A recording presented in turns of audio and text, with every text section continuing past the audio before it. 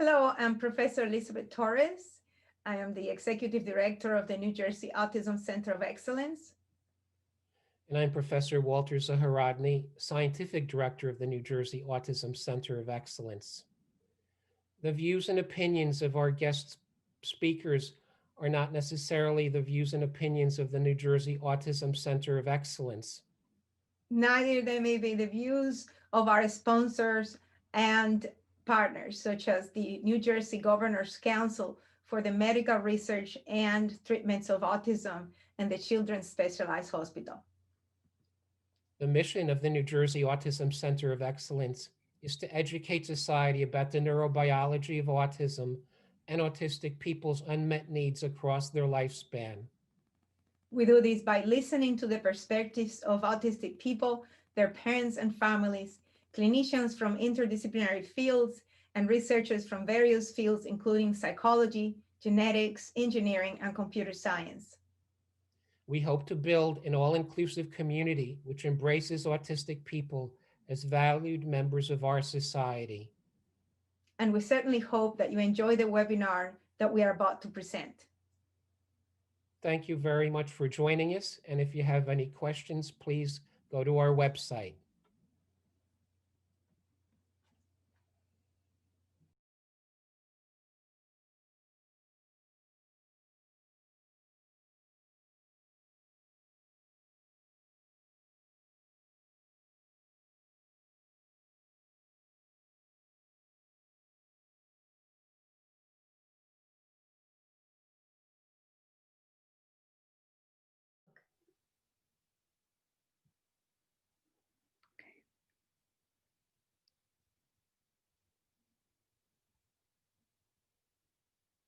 Are we on? Okay. Well, hello, everyone. Happy New Year. Thank you so much for joining us today. I'm Jen Schonger from the New Jersey Autism Center of Excellence, the NJACE, which is funded in part by the New Jersey Governor's Council and the New Jersey Department of Health. Today's presenter is the amazing Beth Tolley, who is the Director of Education Strategy from the Alliance Against Seclusion and Restraint. Beth retired in 2018 from a leadership position in Virginia's lead agency for early intervention with infants and toddlers. Her experience as a parent and grandparent of children who have had or have behavioral challenges has fueled her passion to improve the lives of other vulnerable children and their families through education, mutual support, and advocacy. Welcome, Beth. Thank you. So happy to have you here. I'm glad to be here. You are an incredible advocate. You work tirelessly to educate the community, and you, I'm going to share, you put together this amazing resource for people.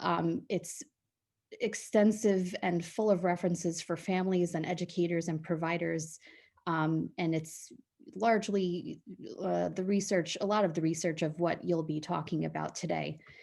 So we're going to link that in the video description. You can also find it on the Alliance Against Seclusion and Restraint website, and we'll link to it on ours as well. So before I give it over to you, Beth, I just wanted to go over a couple of housekeeping notes. We are live right now on YouTube. We will also replay this on Facebook at 4 p.m. today, where we'll have the live chat available there. The recording will be available to watch at any time after this, and we'll have both Spanish and English captions. So today, Beth is going to present, and then we're going to do a Q&A when we get to the end of the presentation. If you'd like to ask a question, you just have to be logged into your YouTube account, and feel free to ask them as you have them, and then we'll get to them at the end of the session. Also, we would love to know more about you. So if you're comfortable, please feel free to share a little about yourself. I am going to go off camera now so that Beth can present, and then I'll be back on for the Q&A. Thank you so much, Beth. Sure.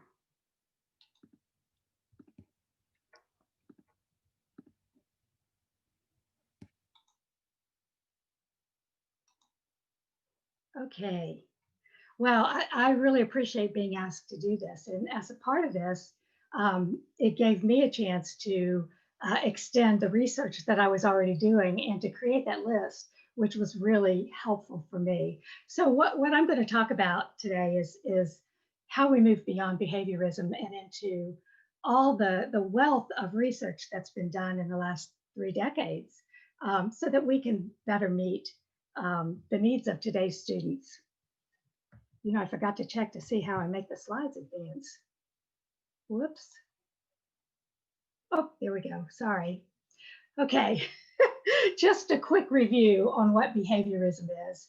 These are definitions I got from a couple different sources. I looked at many sources, and this is basically what they were all saying.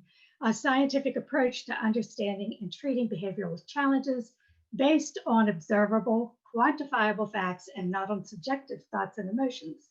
It's the theory that human and animal behavior can be explained in terms of conditioning without appeal to thoughts or feelings.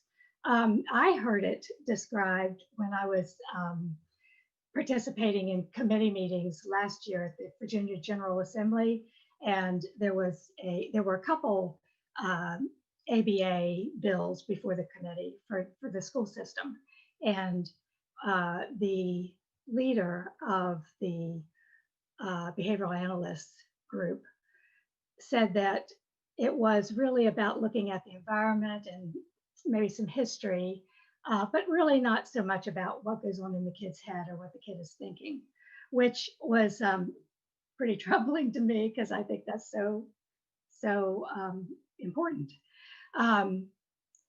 One of the several people describe this, Ross Green is one of the best ones. It talks about it's a signal that you need to be looking at, not the smoke. He doesn't say smoke, but he's talking about behavior as a signal. What we want to look at is the root cause. So that's what we're going to talk about. One of the things that is challenging about behaviorism is it's so pervasive and it is unquestioned. We see it in parenting guidance on how to discipline your children, parenting books, pediatric guidance, mental health advice, and this was true when I was looking for help for my kids and when my son was looking for help for his daughter. The advice was all about behavioralism. The school behavior management systems, many are built on behaviorism core. There are other components of them, but it's a behaviorism core. And PBIS is an example, and I'll get to that in a minute. ABA, of course, is behavioralism. And workplaces, there's lots of information about incentive programs. And those of you who had a chance to see Alfie Cohn's presentation last week know about the pitfalls of the behaviorism approach in all of these places.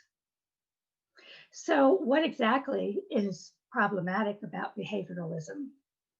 And the biggest thing is it fails to see the child behind the behaviors. It looks strictly at the behaviors, which don't tell you anything about why they are occurring. So you're just, again, the smoke analogy is so good to me.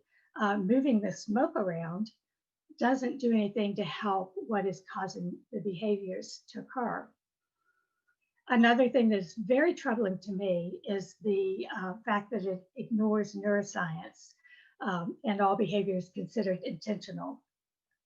So where I see this played out, you can see it in the statistics, and we'll cover those in a minute. But you see all kids' behavior is treated as though it is intentional.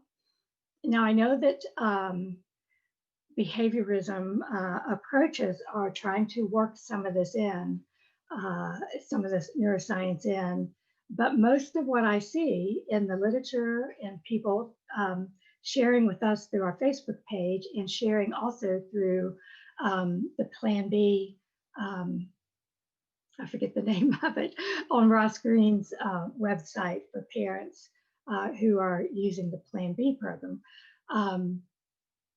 Plan B approach, it's not a program, is kids are getting punished for non-volitional behaviors. And that's a function of not understanding the root cause of behavior or the neuroscience. The other thing that I see is that it assumes functions. And the perfect example of this was for me the year before I retired. I went to a training at the Department of Education that was sponsored by our state Department of Education. And they were talking about causes of behaviors. And the usual suspects were there to get something, to get out of something, to avoid something. And I raised my hand and I said, what about pain? What about a sensory sensitivity? And the instructor says, oh yeah, that's right, but we're trying to keep it simple. And I thought, no, you can't keep it simple. It's not simple. So anyway, and that goes on to say it doesn't identify the root causes. So the other thing that behaviorism does is it creates fear instead of a sense of relational safety. And all of the literature is talking about how important relational safety is for being able to use your prefrontal cortex. And the last thing is it's compliance-based, which has a lot of issues with it in terms of that's not the goal of education. And it's not good for kids who need to be able to speak up and make decisions about themselves. If all you're working on is compliance, kids don't learn how to make their own, to stand up for themselves. So I said I'd mention the PBIS, the National Technical Assistance Program for behavior, for issues with behavior, is positive behavior interventions and support. And when you hear that term, it may or may not be based on behaviorism. There are programs who are using multi-tiered systems of support with a trauma-based core rather than a behaviorism core.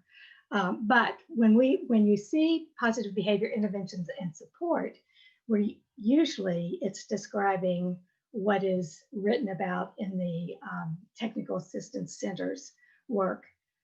And the parts of that are troubling to me is that there's a lack of understanding that you cannot teach everything. Some things have to be learned through experience. For example, co-regulation, you can't teach. I mean, regulation, self-regulation can't be taught until the child has felt and experienced over and over and over again co-regulation.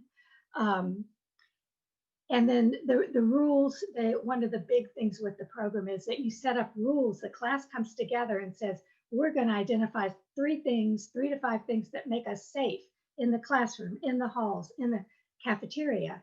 And some of those things are expectations that kids who are neurodivergent, or kids who are depressed, or kids who are intellectually disabled or delayed, these kids have trouble to meet those rules, which really have no value in and of themselves, but they are treated as compliance rules that have to be complied with. So positive behavior interventions and support can be used, I mentioned before, with trauma-informed practices and with the collaborative and proactive solutions.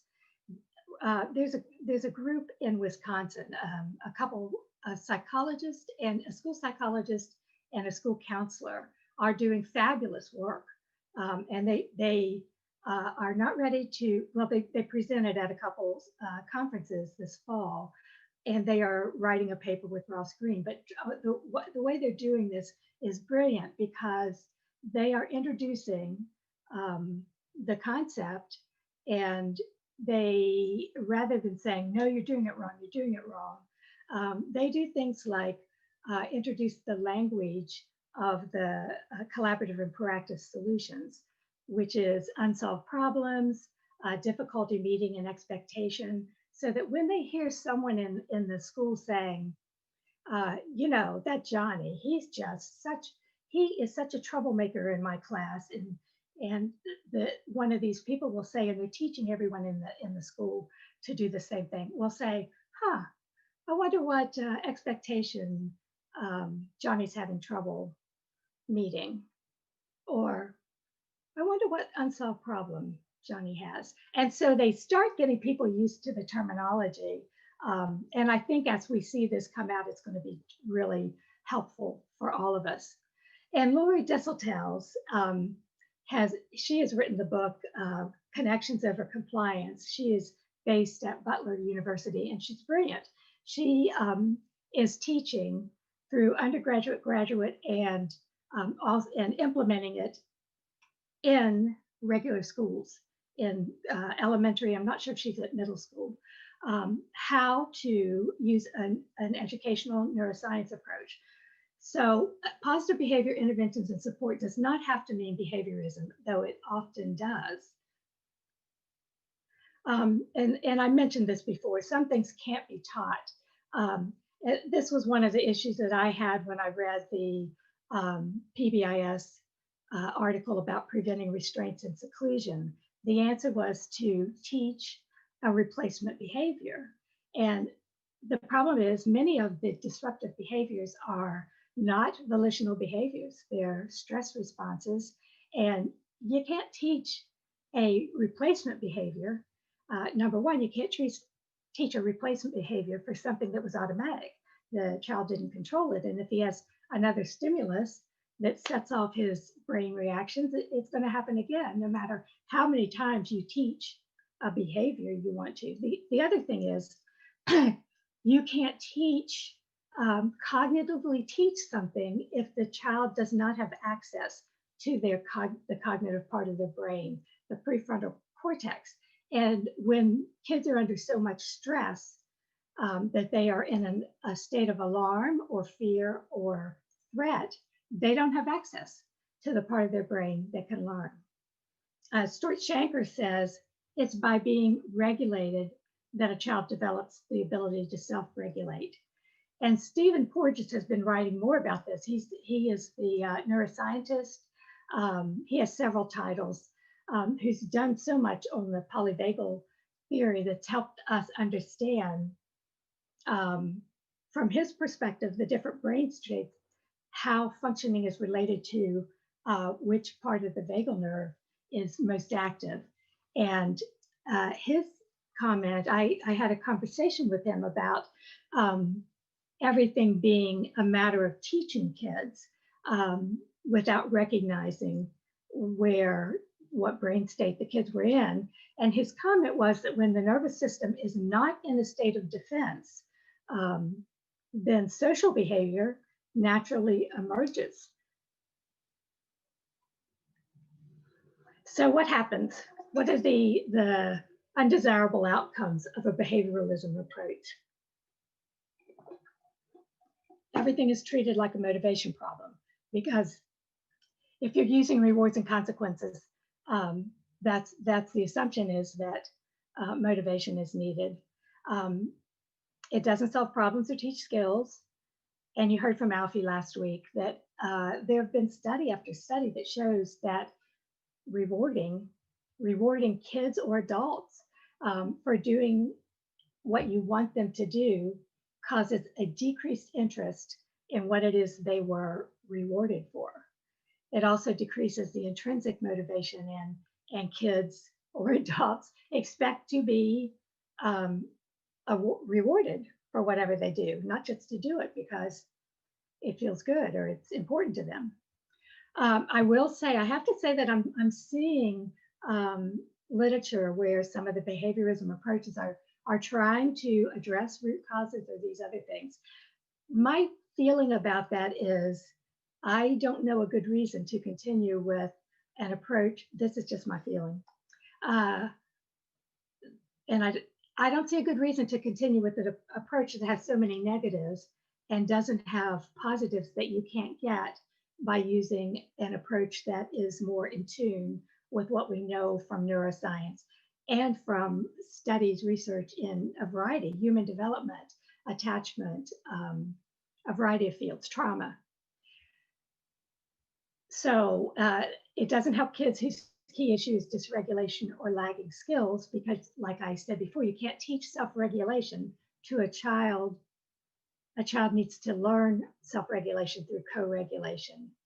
I am terribly disturbed by the next point, is that I see it over and over, and particularly with my involvement with the Alliance Against Seclusion and Restraint. Kids are blamed for behaviors that are escalated by adults. Because if a simple request is made, the child doesn't comply, either because they are in a fight-flight mode and they get up and walk out, or because they're freezing and they don't respond at all, including mutism. The often and I don't mean to blame teachers. I'm going to pause right there. If you don't know anything different, you're going to do what you have done and learned. But it's adults. So, and that's a better way to say it, because it's not just schools. Adults escalate when kids appear to be defiant, appear to be not following directions. Adults tend to ratchet up the demands, and the kids are not hearing. That's where the neuroscience is so helpful. You can ratchet up the demands, but the kids are not on a cognitive level. And the escalation, because behavior is contagious, the two escalate each other. And then I already mentioned students are punished for stress responses, and they're also penalized for adults' unrealistic expectation. And there's been some good research on this about, particularly with preschool, where the expectations are for kids to have much more behavioral control than the research and literature shows you is possible, according to how much their brain is developed by the age. And also the expectations are based on how big the child is. If they look big, if they're bigger, they're expected to be more in control of themselves. And I'm talking about preschool here, but it applies across the board. Kids who have problems with executive functioning skills, they may be the right age, but if you listen to people like experts like Russ Barkley, he suggests that the executive functioning skills are 30% lower than the child's age. So if you're expecting something from a child in terms of problem solving, planning, impulse control, according to their age, your expectations are going to be inappropriate for that child. And they shouldn't be penalized, they should be supported. So I mentioned, here are some of the specific practices that hurt vulnerable kids. When they can't meet the expectation, that's when you start seeing restraint, seclusion, suspension, expulsion, referral to law enforcement, and arrests at schools. And the data on who these procedures are done on is showing that it is kids with disabilities and kids who are Black, and sometimes kids, Indigenous and brown kids. But the main ones are kids with disabilities and kids who are Black. Oh, and I'll say it here. So specifically, the most current research from the civil rights data collection is that while only 13% of students had IEPs, and that's what they used to determine that they had disabilities, 80% of the students who were restrained had disabilities. And 77% of the kids who were secluded had disabilities.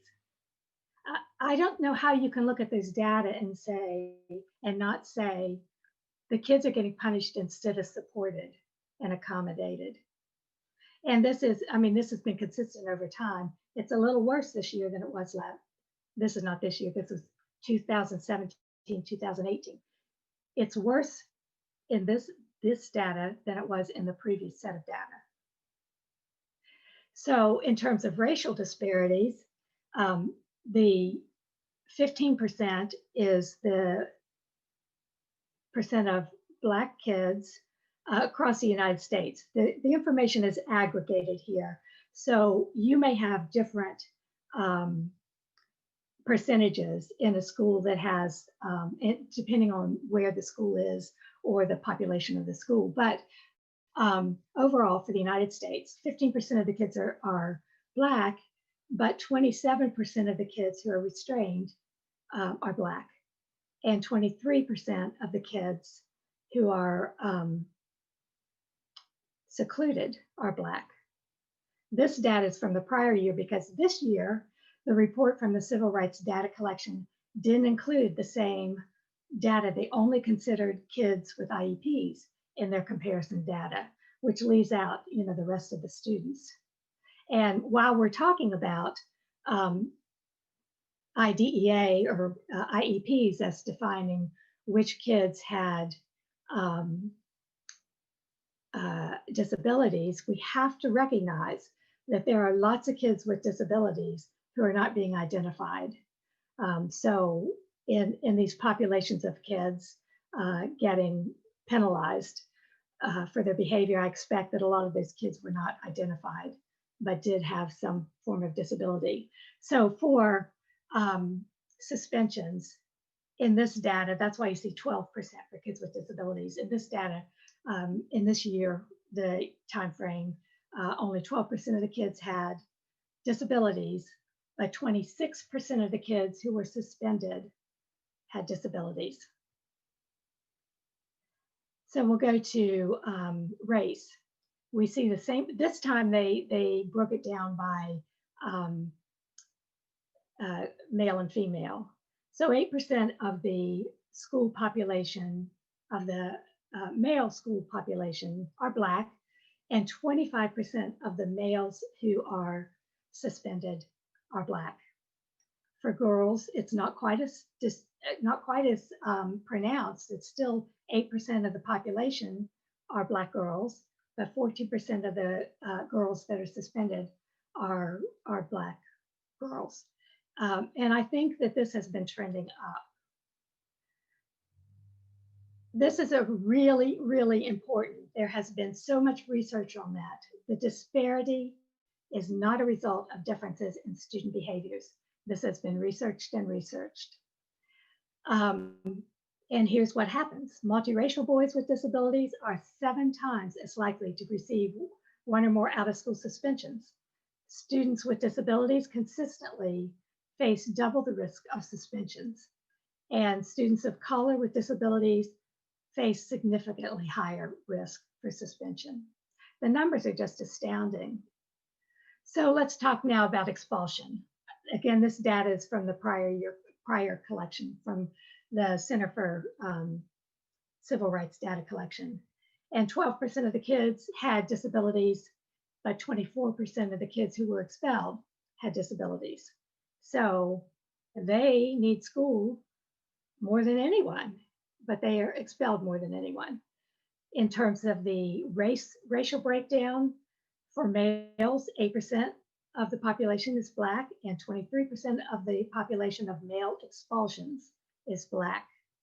For girls, it's 8% of the population, and 10% of the girls were expelled. And again, there is more recent data that I just haven't put my fingers on. I saw it, but I didn't pull it aside, that shows that the girls are being more penalized as time goes by. So let's talk now about law enforcement arrests or referral to law enforcement, which I encourage every one of you to join me in my advocacy to stop criminalizing childhood and to stop allowing arrests at school or sending kids to school, sending kids to law enforcement, because it's mostly happening. The vast majority are for childhood behaviors that are not criminal behaviors, wouldn't be criminal behaviors if they were adults. Again, let's look at these percentages. 12% of the kids in the population have disabilities, but 28% of the kids who referred to law enforcement or who are arrested have disabilities. And the problem is law enforcement, whether it's the regular law enforcement, I say regular, but I mean like your town, your city, your county, um, or school law enforcement. They're not trained. They're not trained in child development. And someone will say, yes, ours is, and there may be, and yay, that's fabulous. But the vast majority do not have training in either child development or the neuroscience. So race by referral to law enforcement or arrests. 15% of the population, but 31% of the kids who are referred or arrested. We got to do better. I came across this in a couple of my studies, and in Black males born in 2001 had a 32% chance, 32% chance of serving time in prison at some point in their lives. And Hispanic males had a 17% compared to white males who had a 6%. And frankly, I think they're all way too high, but that is just unconscionable and unacceptable, and we've got to change it. The other point I wanted to make here is that disability is supposed to be one of the mechanisms through, is supposed to be a designation that allows you to receive the support you need in school, accommodations, different ways of doing things. But instead, it has become a mechanism through which kids are criminalized. Why is there such disproportionality? And one is it's because of the baked-in racism. And I really was not aware of this. I was like a fish swimming in water. I didn't know any different because it didn't impact me. But when I started doing research for an article I wrote about the school to prison pipeline, I saw, and at the same time, I was at the General Assembly sessions listening to people present bills, one of which was for a unbiased, a model unbiased dress code for students. And everything started to click for me. The problem is so many of the rules are built on white culture. Not that white culture is bad, but it's not the rule, it's not a law, it's not the basis of everything that's right. It's just what white culture has chosen as their ways of interacting and being and showing respect or any number of things. So what we see is that kids, particularly Black and also other races, but Black is the one that is so disparate. Kids are getting penalized for cultural differences. And there's a lot of work going on with that, I will say, but it has to keep going. So another reason and so there's the explicit and implicit bias. And one of the things that with the implicit bias, you're not aware that you have this bias. It just happened. It's just what's built into the way you grew up, in the community you grew up in, with the family you grew up in, that it's just unquestioned. You don't question it. Hopefully we do at some point, but so much of what we think and do is related to implicit bias. And in fact, Stuart Shanker had a really thought-provoking program just a month ago about how some of the polarization that we're seeing now in the world, he says it's happening elsewhere besides the United States, but it's so bad in the United States, is a lot of it's because we have different structural frameworks built on our own, he didn't call it implicit bias, but it's what we grew up with what was right and wrong. And not only what was right and wrong, but with moral judgments, not about the actual acts, but about different things associated with a thought. It didn't have to be, you could agree on the same thing, but if you're in two different structural frameworks, you just hear a couple words and your brain has gone off into how wrong that is, and it's morally wrong. So we've got a lot, we're learning a lot through neuroscience, and we can do a lot more to understand our biases. And once you you can't do anything about them unless you understand it. But so we have great hope for doing better. The next thing was failure to understand and support students with behavioral challenges. And you saw that with the data. And the last point is really the same thing. So knowing of all of this, why does it persist? Well, it continues to be the perception that there is a wide perception that behaviorism is the answer. It's baked into, I mean, I say baked in, it's built into the Individuals with Disability Education Act. It's really not.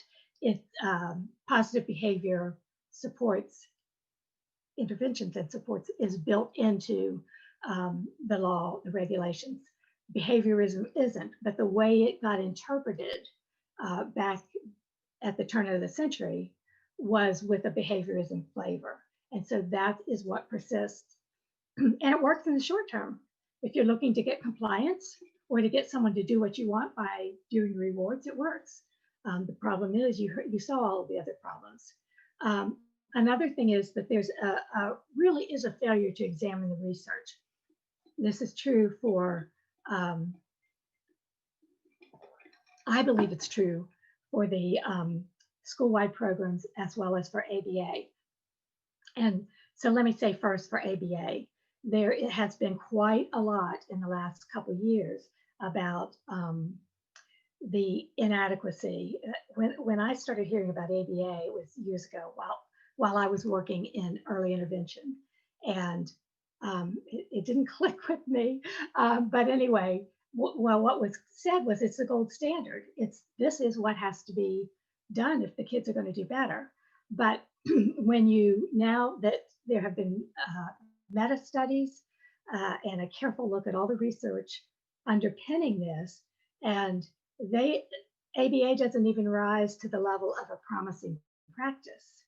So somehow it got credited, and maybe again it was because of that, getting someone to do what you wanted them to do, which of course we have tremendous information and really great education for all of us from the autistic advocates who are telling us all of the pitfalls and the fact that it's compliance to try to be more normal. The other thing, when I said also the PBIS, the research that I have seen is often on there's a lot of process research. There is some comparison from schools that used it and schools that didn't, but I don't see tremendous changes. And when you have a population, if 12% of your population are kids with disabilities and you haven't made a 95% improvement, you're still leaving out kids. It can't work. Kids, the behaviorism approach used in PBIS, it'll work for kids.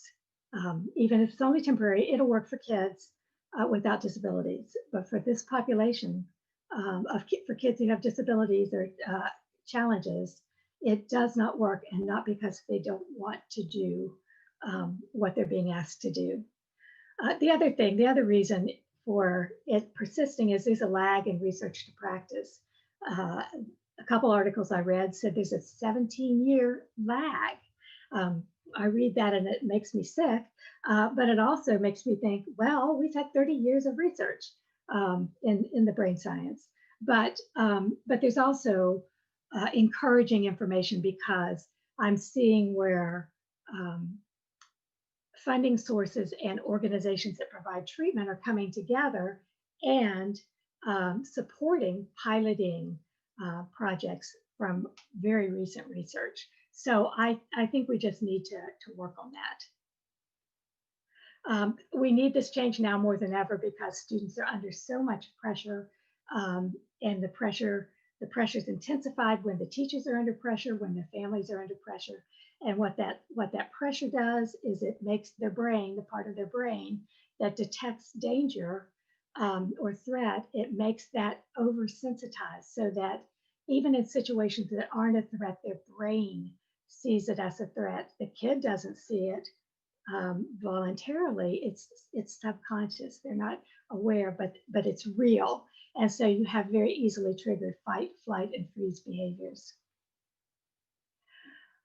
So Ross Greene, he's the one who got me started on all this with his book, The Explosive Child.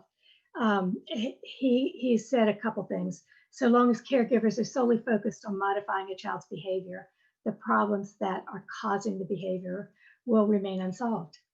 And instead, when caregivers focus on solving problems collaboratively and proactively, not only the problems get solved, but the challenging behaviors that are associated with those problems subside.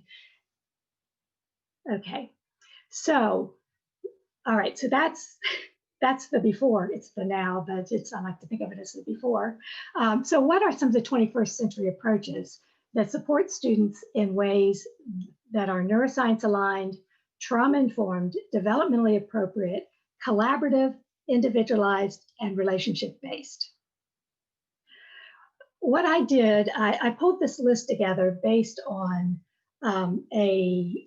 all of the various leaders that I am seeing, reading about, listening to, talking with. Leaders like Bruce Perry, Stephen Porges, Mona Delahook, Ross Greene, and many more. And you'll see that as I go. The things that are common to these approaches are the students. You have to look at the students just differently. You're not looking at well, I'll talk about each one individually. Seeing the students just differently, there's a definition of safety, students being safe, that is beyond the physical safety. The adults, in every one of these, there's an emphasis on how it has to start with the adults. Adults have to be regulated, self-reflective. There's a focus on relationships.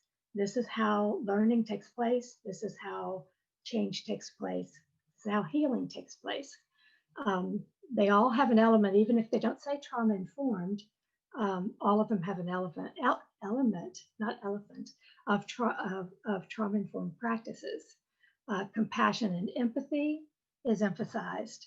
The importance of understanding brain development, both for the adults, but also for the kids, is emphasized. Regulatory activities are important parts. The approaches are individualized and developmentally appropriate, which distinguishes this from a program where every behavior is treated with a list of the consequences for the behavior, sort of like zero. It's not really zero tolerance, but similar, that if you just look at behavior and say, for that behavior, we're going to give this punishment.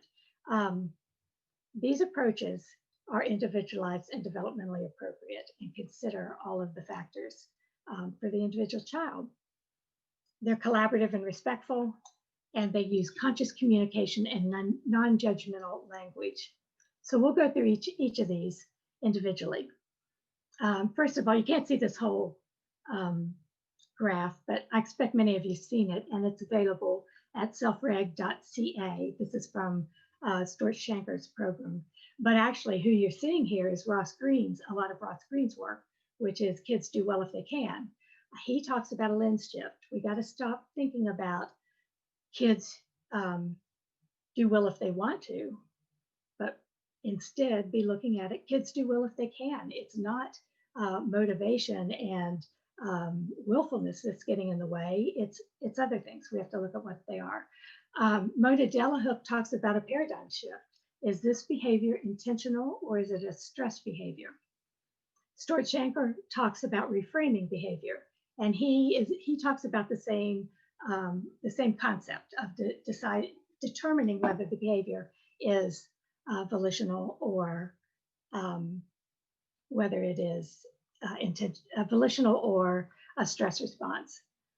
Heather T. Forbes, who has done a lot of work, she wrote Help for Billy, which is a great book, and her newest book is 180-Degree Classroom. She talks about shifting from fear, power, and control to love, relationship, and regulation.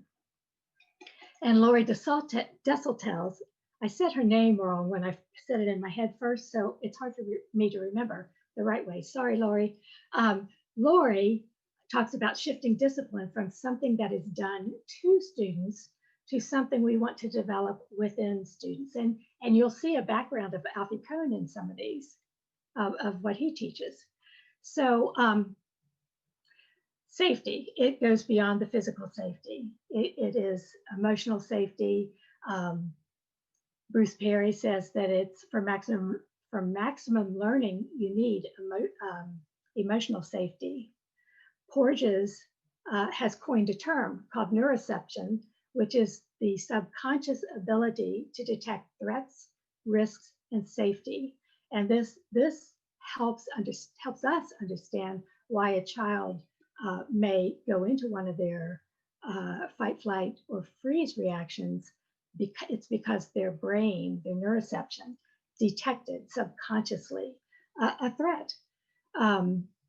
Children, Dr. Dan Siegel and Tina Payne Bryson have written 4 books together.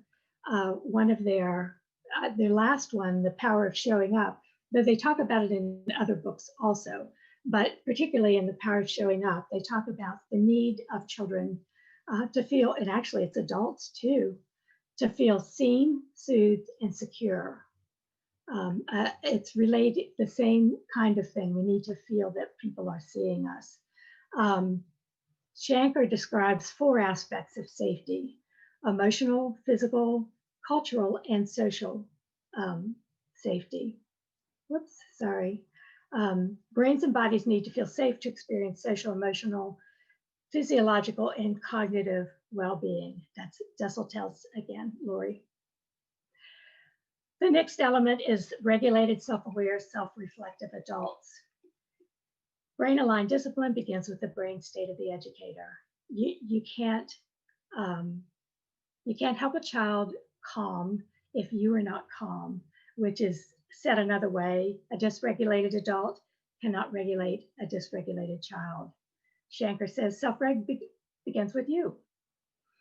And Laura Markham, who is, she's a psychologist who's written a couple books, Peaceful Parents, Happy Children, which also includes a workbook, and Peaceful Parents, Happy Siblings. I may get that a little wrong. But anyway, she also has online courses, and she has the AHA website, which is excellent. I took her online course and I got her workbook and worked through it. She is excellent in helping parents recognize the impact of our own emotional well-being and our own emotional state on our kids, that we really can't expect to our kids to feel calm if we are not in a calm state ourselves. And she gives very good guidance on how to manage this. Relationships is the key in every single thing I've read. You've got to focus on the relationships. And I think one of the most important bases for this is what Harvard Center for the Developing Child has found, that it is in an environment of relationships that the brain is developed, the brain architecture itself. You have to, it's critical for that. Mona Delahook, who is the second person that I learned from, says that the best way to support children will be through the healing power of human relationships. Mona has written, I learned of her through her first book, which was for early interventionists, since I was an early intervention at the time. And I was so taken with it that I wanted every system manager in Virginia to have that book, because it's so powerful in helping everyone to understand we all have a role in mental health for all of the kids that we come in contact with.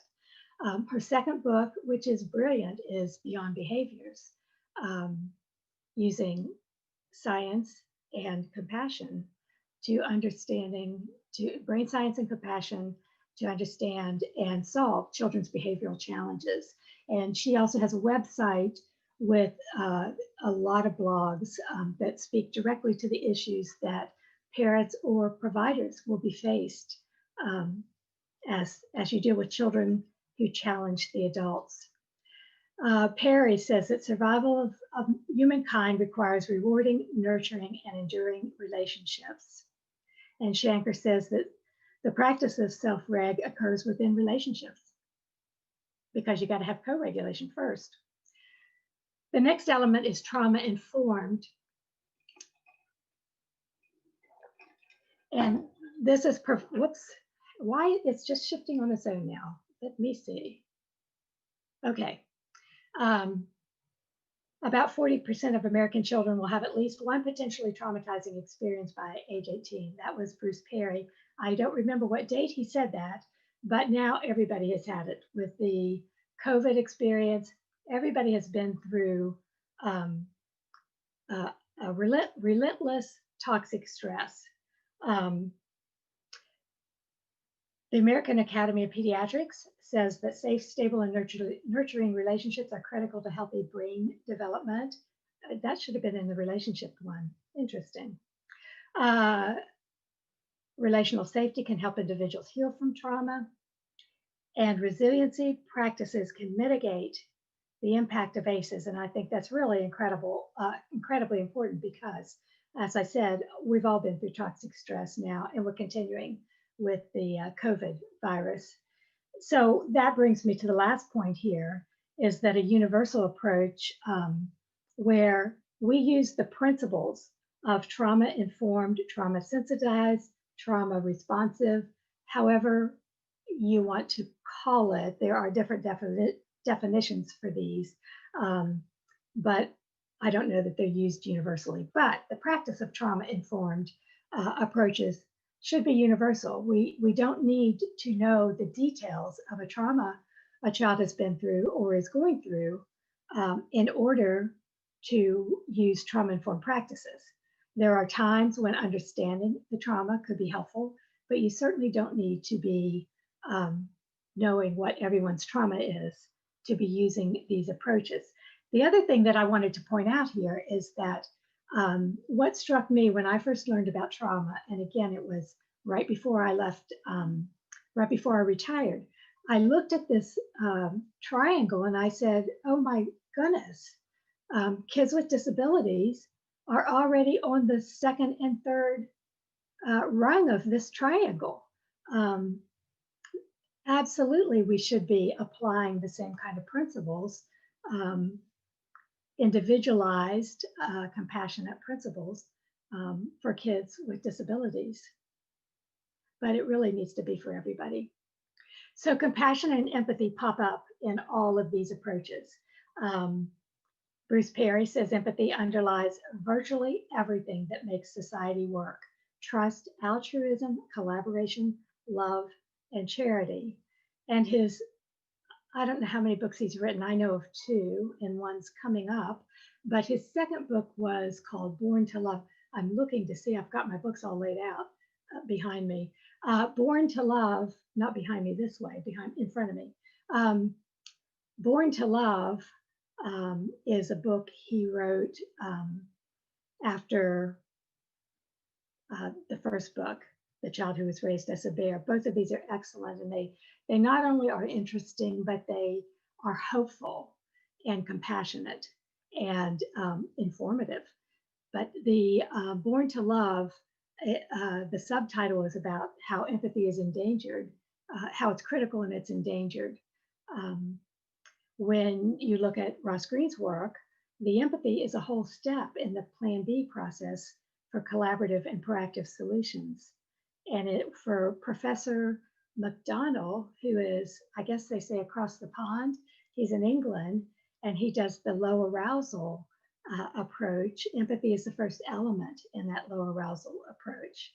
And Mona recommends that the brain-based informed practices be combined with compassion, which it is. I mean, it calls for brain-based approaches, call for compassion. I just want to put this quote here because I've recently come across for the second time, and I got it the second time, I didn't get it the first time, about empathy and autistic folks. This is Temple Grandin, who's a famous autistic individual, who says that normal people have an incredible lack of empathy. They have good emotional empathy, but they don't have much empathy for the autistic kid who is screaming at the baseball game because he can't stand the sensory overload, or the autistic kid having a meltdown in the school cafeteria because there's too much stimulation. And what I learned about double empathy, and it's important to me with my family, because there are family members who are autistic, one of which who was very late diagnosed, both of which had late diagnoses. But I want hugs. They're important to me, but I needed to recognize that hugs can be uncomfortable. And everything doesn't have to be to make me comfortable. I should also be having empathy for people who feel differently and who perceive things differently. So it's not all about how our empathy reaction, but whether we're empathetic to people who have different perceptions. And I like to think about this in terms of the platinum rule. The golden rule is what everybody says, we'll be fine if you just do unto people as you would have them do unto you. But I learned from one of my business books a platinum rule, which was do unto others as they would have you do unto them. I believe it was Steve Covey. The point being that we don't all want the same thing. So if I do the same, if I try to treat my autistic relatives the way I want to be treated, it's not good for them. That's not the way they want to be treated. They don't have the same needs, the same expectations. Same could be said of culture also. Okay, so let's talk about understanding the brain development. Bruce Perry says, well, this is doing it magically. I'm not even touching it. Bruce Perry says that understanding how the brain functions can help teachers increase student engagement. Shanker says that understanding it can lead to more effective strategies to help students deal with stress. Siegel and Bryson say that knowing how the brain changes in response to parenting can help us nurture a more resilient child. And Desautels says that knowledge of how the brain works can relieve and empower students. So we're talking about this knowledge for teachers, parents, the kids themselves, and I would add law enforcement to this, and actually all of the human services fields. So there are key concepts that are important about the brain development. One is the importance of the sense of safety, love and connection. Another is, this is incredibly important, the structure of the brain develops based on experiences. So 2 3-year-olds are not going to be the same in terms of their brain capacity or functioning if one was raised in a orphanage with neglect and the other was raised in anything other than that. So you're going to see differences based on the experiences. And the impact of stress, toxic stress, and trauma reshapes the brain. It restructures the brain. State-dependent functioning is one of the most important things that I have learned through understanding the brain, and that is how you're different, how you have different access to your cognitive brain. And some of the researchers will say you're dumber when you're functioning in a state of fear or threat. I don't particularly like the word dumber, but the point is you don't have access to your cognitive thinking brain. So understanding the state of an individual and helping that individual to return to a state of calm is incredibly important. The regulatory systems are really important. The polyvagal system is what Porges talks about and has lots of great information and videos about it. Bruce Perry talks about several regulatory systems, and he has lots of good information on this. And one of the great things is how we can influence our regulation uh, through self-regulatory activities throughout the day. Power differential is incredibly important because with a huge power or any power differential, but particularly with a huge power differential, you're not going to get a straight answer. You cannot collaborate unless you can lessen the differential, because someone in the with the lower status, their brain will tend to make them say yes, yes, yes, even when the answer is no. And then I mentioned emotional contagion earlier, how you see everybody getting emotional, you tend to get emotional also. So I mentioned regulatory activities in that last slide. Bruce Perry talks about how you don't have to have long, you can have even a minute or two of a regulatory activity that is rhythmic. And some examples are mindful breathing, rhythmic motor activities, walking, music, art, all of these things are regulatory activities that can help return the brain to a calm state or calm alert state. Co-regulation and the education, and I'd like to see my whole slide there. I forget what it says, but anyway, DeSaltels talks again about how the regulatory practices are at the core of the shift to responsive schools, the shift that responsive schools have made to discipline. And she has lots of resources on this, just great resources on regulatory activities you can do. The other, Greg Santuzzi, forgive me if I said that wrong, Greg, has done a lot of work on brain breaks that serve the purpose of getting the brain back into regulation. Individualized and developmentally appropriate, I talked a little bit about that, but one of the things that we have to do is to teach children who just have to follow the rules and be compliant, lose touch with these signals from their body. So we have to work with them to get back in touch with that. Bruce Perry talks about individualized, everything is individualized. So I won't go into detail about that, but we can't have something that works for everybody because nothing works for everybody. And Shanker again talks about paying attention to the individual differences as children learn self-regulation strategies that work for them. Collaborative and respectful. Ross Green has done such great work with this. His work, you could just watch him with the child and with parents. It's respectful and collaborative and designed to come up with individualized solutions. And I'll say that one of the things that connected me with Ross, we were told to read this book when one of our granddaughters was hospitalized.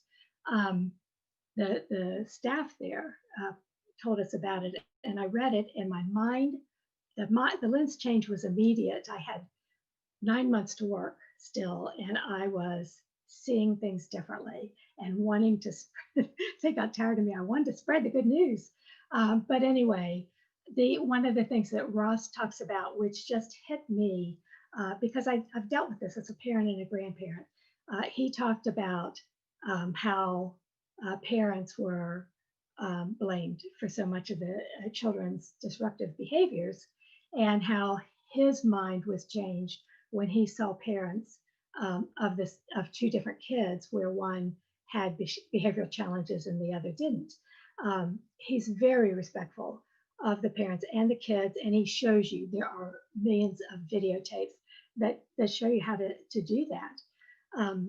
Alfie Kohn, I just listened to one of his earlier podcasts or videos, and he talked about the respect for kids, how that's so important. And he's written a book, actually it's pretty old now, Unconditional Parenting. And he talks about this in his webinars and articles.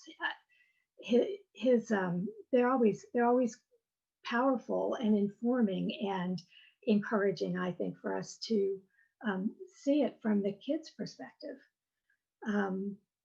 in terms of respecting kids.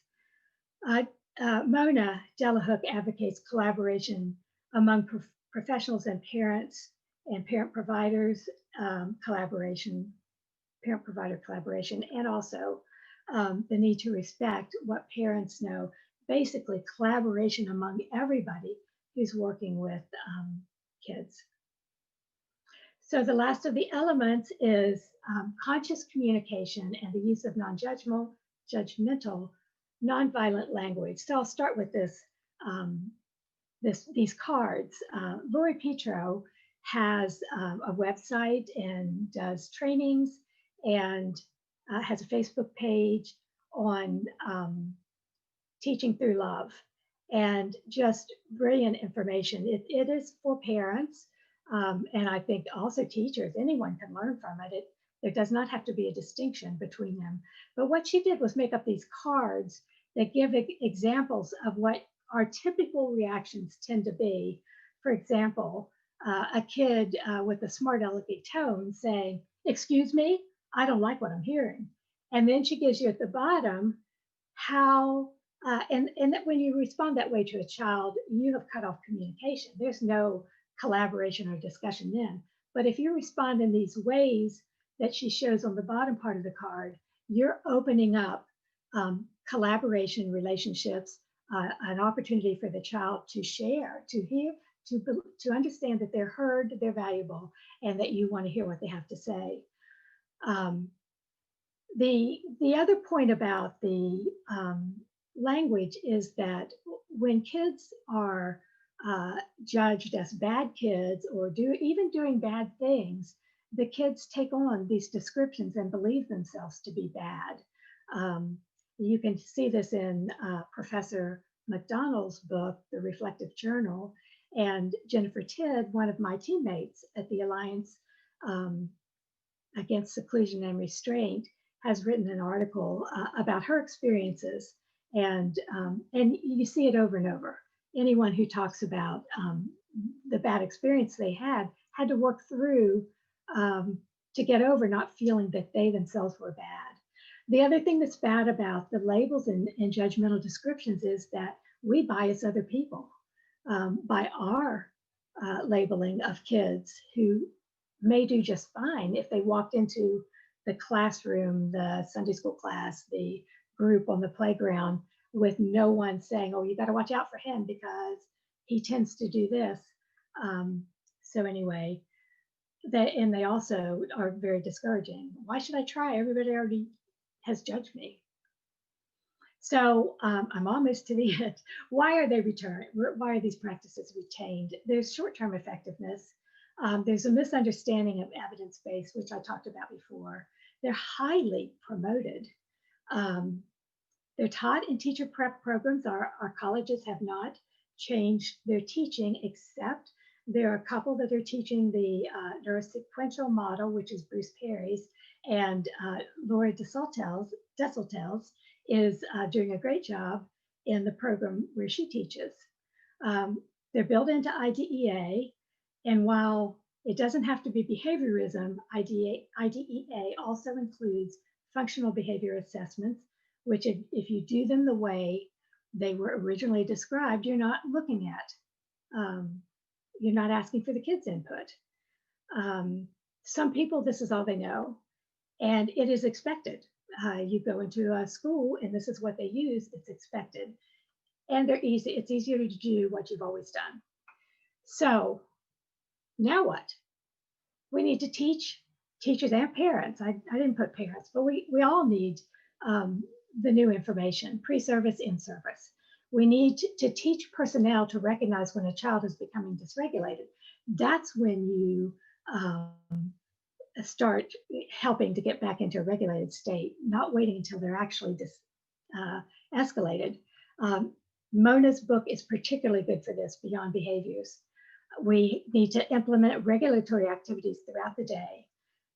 Teachers, we absolutely have to do a better job of supporting our teachers with time, resources, and compassion.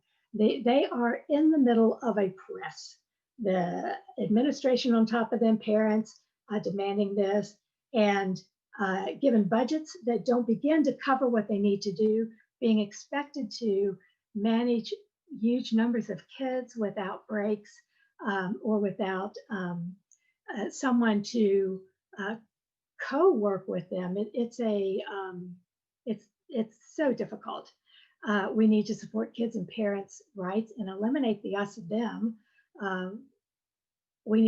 I think we need to revise IDEA and replace it with universal learning design practices and universal trauma-informed practices. So what can you do? You can help rid systems of racism and ableism. You can help with aligning policies, practices, codes of conduct with mission, philosophy, and goals of the organization. It depends on your role, how much you can do with this, but anyone can get with the people who are in charge of these things and help with that. You can educate members of whatever organization you're in about changes needed. And I think we absolutely have to do everything in our power to stop the abusive practices that are happening now. The discrimination has got to stop. And I know there's a lot of work on this, but it has to go deep. It has to go deeper than it is in many places. We have to stop shaming, blaming, and any other kinds of disrespectful practices. Stop the rewards and consequences. We know the adverse long-term effects from these. We have to stop restraint and seclusion. They are not needed in places that are using 21st century practices. They are torture, unnecessary, lifelong harm from these practices. We need to stop I try to move the page down, the whole thing goes, stop the exclusionary discipline and stop the arrest and referral to law enforcement. Support, what we can do is support teacher and parent learning about the role of adult self-reflection, self-regulation, and pause. Pause is I mean, all of us, if we would just pause for even 10 seconds before we respond, anytime we feel ourselves getting triggered, whether it's at home, at school, at work, wherever, with your child. And I don't think I put a lot, I'll get to that. Understanding basic brain development, we can all do that. Listening more, talking less, and my granddaughters have been my best teachers for this. They are always not as much now as they used to. I guess I'm doing better. But yeah, I had to work a lot on this because I thought it was expected of me to teach. And that to do that, I needed to be talking and telling. But I've learned since then. We need to listen with empathy, deep listening, not just surface listening while we're preparing our thoughts, but really trying to understand what is behind what's being told to us. We've got to collaborate, even with people we disagree with, and especially with people we disagree with, because we're going to learn things probably more from those folks than from people who think exactly like us. And we need to really focus on preventative practices and restorative practices. So this list I'm not going to talk about. It's on the resource list, and you can click on each of these. These are some places that are using 21st century practices. And I just wanted to say before leaving that there's a reason for hope as we work for change. The information is exploding. There is training for teachers, for parents, and the more we can work together, the sooner we're going to get to a tipping point. I just saw a recent article this week about how the pandemic has has laid bare some of the issues in the schools, and how we have the opportunity now to make some significant changes. And there's great public and legislative interest in equity. So I think there's a lot of reason for hope. And that's you'll have this, so we don't need to talk about that. So let me stop sharing. I talked a long time. Yes, but it was all amazing and so thorough and informative. And all of us thank you for that. Oh, sure. It's so empowering. And so many commenters, have been saying throughout their words of relating to all of this. I think, first of all, I'm so happy that there's hope for all of this, that, there's a lot of progress being made. And, like one of the most dangerous phrases people say is, we've always done it this way. Yeah. So it's encouraging to see how there really is so much information out there. Um, it's just a matter of showing it to people, I think.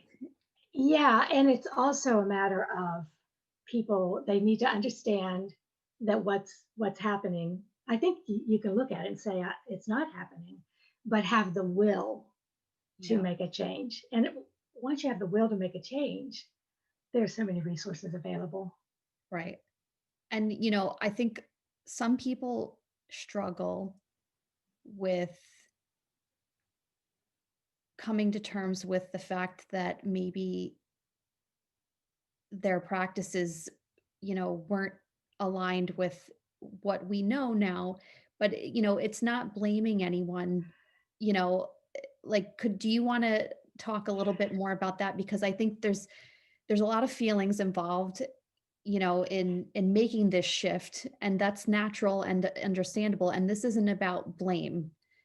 Yeah, and I'm probably one of the best to talk about that given my personal situation. Um, but let me tell you a couple resources. First of all, I'll say Mona Delahook does one of the best jobs I've ever seen in terms of uh, always saying, and I may not have done a very good job, but pretend I was Mona and doing No, a you good did. job otherwise. uh, is that there's no blame in this. When we get the maddest, we can sound like we're blaming.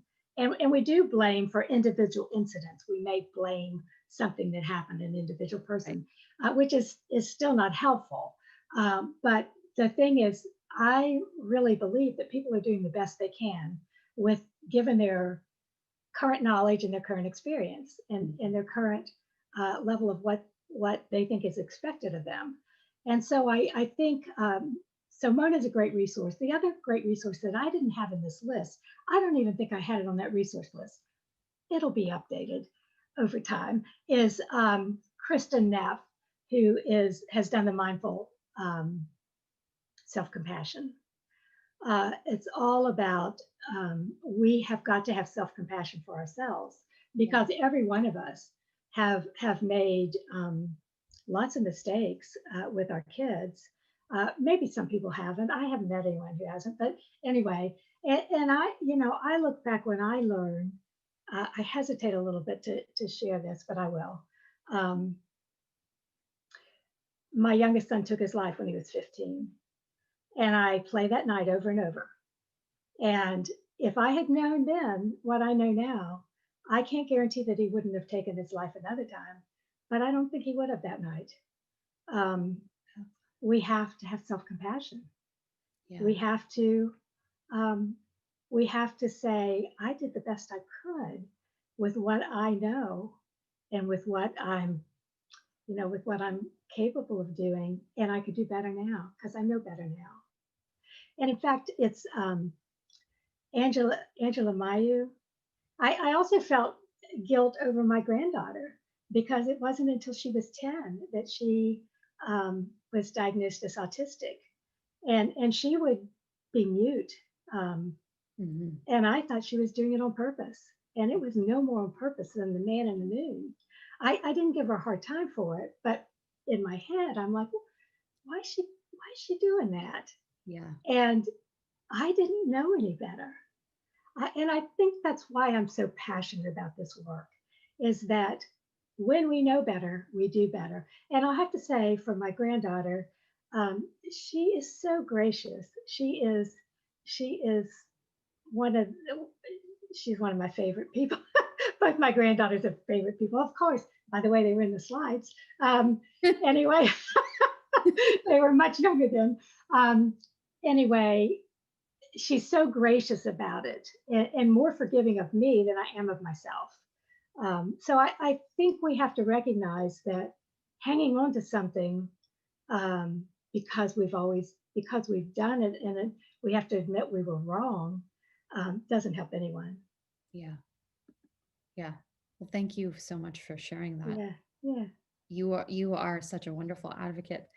And even though, we're talking about the education system and, practices that happen in schools and at homes, this really has everything to do with mental, emotional, and physical health. Absolutely.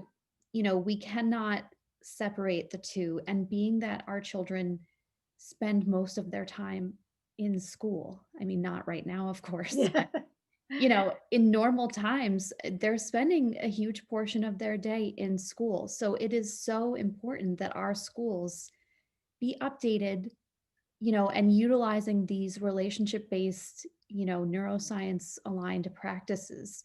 One thing I wanted to draw attention to as well, someone in the comments before had mentioned, like, so there are some programs that seem to be using language or naming programs things that sound progressive or like they would be aligned with the latest research, but are not necessarily the case. So maybe just one thing to look out for is like, you want to know actually what are the practices based on, and like what are the core foundational ideas of the practice versus what it's called. Would you Right. agree with that? I totally agree. And one of the things that I was challenged with, and I really worked hard to find, to understand PBIS and PBS in a way that was helpful, because so many people were telling me, I'm a member of our Trauma Informed Community Network and the schools committee. And so many people were telling me how these programs were useful and supportive of kids, and they're all this good stuff. So I looked at, I participated in webinars, and there's a lot of good stuff that's happening, but they can't get away from the rewards and consequences. And some of them can't get away from the basic behaviorism things of defining the function of a behavior instead of looking at the root cause. And you can't combine those things. You've got to either be aligned with neuroscience, Right. or you're not. So anyway, you are absolutely right. And I know that one of the states I looked at really closely, because they were talking about how their PBIS program was trauma aligned.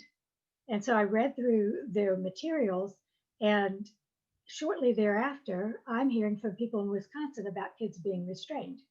Oh, I didn't mean to say the state. Anyway, it happens in every state. No one is immune. But there's so much good stuff in their training. And in our training in our state, one of their modules is about the brain stuff. But you don't get it until after you've had the first basic module that's all about behaviorism. Right. And they don't fit together. They just don't. Right. And it must give, I mean, the inner conflict that must cause for the people taking the trainings. How do you come to terms with the differences between the two and, try to, they're really not compatible. Another thing I wanted to mention, we do have a number of questions from the group that we're going to get to. But just to circle back, so the perception of safety is subjective. So like, I want to really be very clear about this, that this is not if we think something is safe or should be safe or that the child should be calm, but it is whether they perceive that safety in themselves.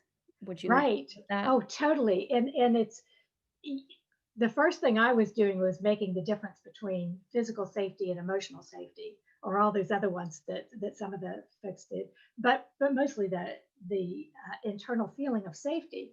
But some of that is even uh, unconscious, and they wouldn't be able to tell you why I don't feel safe. Right. But the point is exactly what you're saying, and Porges talks about it. They all talk about it. It's not something that you can see from the outside. The kid Right. may feel unsafe. There may be a red flash of material that sends them into um, a fight reaction because it triggered a traumatic reaction. And it was no more dangerous than anything, but that child's brain perceived it as danger. And we absolutely have to be seeing this from the child's point of view, not from what we're seeing. Yeah. When we had a live panel a couple of weeks ago, and we had Ann Donnellan and Vikram Jaswal and our own director, Liz Torres. And I highly suggest, if people haven't watched it, Dr. Torres gives an amazing explanation of what we know. Like, this is not opinion, this is what we know about the nervous systems in autistic people. And there is a lot of uncertainty in their nervous systems compared to neurotypical people. And she knows this through her research, through using sensors that actually measure the biorhythms. And so, that creates elevated, she refers to it as noise, but it's almost a type of interference in the nervous system. And so just, if that is your baseline for your body, your stress level is going to be higher. To start with, your baseline. You showed that triangle before. And, so this is part of that. It's, and another study that she did also showed that, they measured sensations of pain. And I'm completely paraphrasing this here, and I'm sure my team will hopefully post the links to the studies, but they measured pain with a blood pressure cuff on neurotypical people's arms. And then they measured the baseline state in autistic people. And autistic people's baseline was like a neurotypical person experiencing pain. Wow. Wow. So, again, this is not just,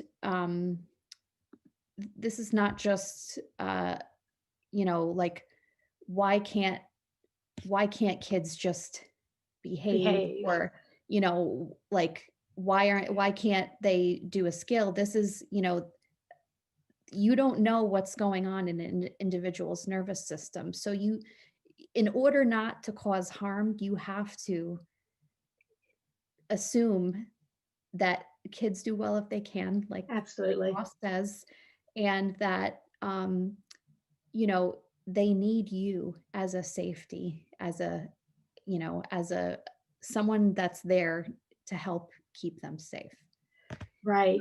And I didn't mention, I didn't pull out the autistic population in all that data, but so much of what I read, so many of the news articles, so many of the people I talk to, so many of the kids are autistic kids that are getting penalized the most because communication issues, that's a big one. And when I look at what's happening to these kids, I mean, it feels like criminal behavior on our part, not to get updated, but instead to be, the restraint and seclusion have been described by experts as torture. You can't do these kind of things as a parent, or you'll get referred to CPS.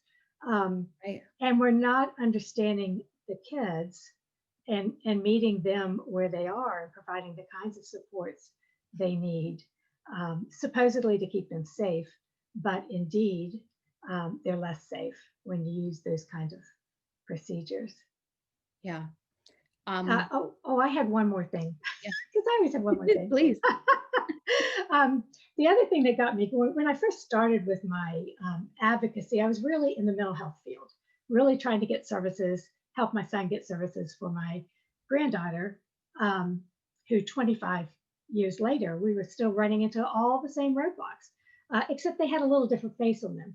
Now there were more options for services, but you had to have the right diagnosis, be the right age, have the right insurance. It was horrible. And as I worked with, I started going to every meeting of the our state's committee on mental health, and I also was involved with the school, watching what was happening at the Department of Education.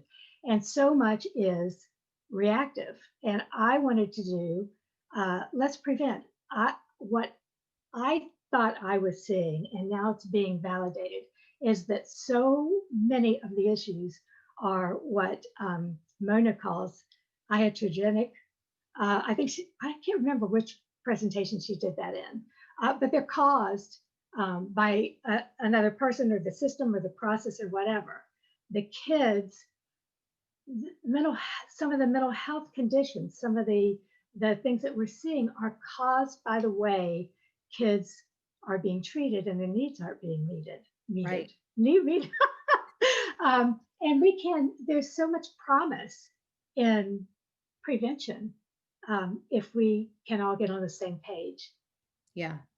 I wanted to read a quick quote and then I'm going to go to the other questions. But I had seen this a year or two ago. It's from Judy Endow, who's a really brilliant autistic person who, she has a couple of books and she's like a great advocate. So it's from the article called Autism, Accommodation, and Differential Expectations. And really this could apply to probably any disability, but this is specific to autism. So she says, based on years of observation of numerous autistics, myself included, I can see autistics pay a much higher cost for the accommodations they must make as compared to the neuromajority person. Part of the reason is the sheer volume of accommodations an autistic is required to make each day compared to others. The really funny part of this is that autistics rarely are in any way acknowledged for the heavy burden of accommodations they must make just to survive in this world, while others are thought to be the people making the accommodations. Further, I'm expected to make accommodations for you while you have the option to choose when, if, and how often you will make accommodations for me. This differential is a result of assigning the measure of normal to the experience of the majority of the people. Even though I make considerably more accommodations for you than you make for me, because your experience of the world is considered the norm and my experience the deviation, it is the understanding of the majority that I need you to accommodate me, and this is true. However, nobody notices all the accommodating other autistics and I have done all our lives. Yeah. That was beautifully said. And this is I've been working with Tara Vance, the founder and CEO. I may get the title wrong, of Neuroclastic. Yeah. Because all of this stuff goes into the criminal justice, the criminal injustice system. Needs a revamp. But I have learned so much from her. I've been really educated, and it's the whole perspective thing. It's like I had to learn about the white culture built into the, I'm the fish, I don't feel the water. Yeah. But the same thing with autism. And in fact, the more I have learned, the more I have felt like if I learned that one of my relatives has autism, it's like, great. Or sorry, Tara, if one of my relatives is autistic. I had 43 years of training in person first language. Yeah. So I still go back to I slip sometimes. But anyway, to me, there are so many beautiful characteristics of how the autistic mind works that's different from how ours works. So I don't see it as a negative. To me, it's like, oh, we can have some interesting conversation. There's a lot I can learn here. Yeah. Yeah, absolutely. All right, I think we're going to get to these questions now. So let's see. So, okay, so Dragonfly 1000 had originally said replacement behaviors are not taught while the child is in crisis. They're taught as proactive strategies to try and help the child avoid going into meltdown. And then Virginia Spielman had responded, how are replacement behaviors going to prevent meltdown? So what I was thinking of that is that, and you elaborate please, but teaching the replacement behaviors aren't actually addressing the lagging skills. Would you agree? I agree. I agree. It's not that a child may not, they may, if they're in their calm state, be able to handle a situation great, assuming they have the ability, the skills to meet the expectation. So it's not an issue of not knowing the right behavior to do. It's an issue of whether the brain is in the brain state that's needed and whether the brain has fully developed enough to meet that expectation. Right. Right. So both developmentally and like real time. So, Right. Maybe they could do it today and maybe tomorrow there's more stress load and they may Right. have more Exactly. difficulty.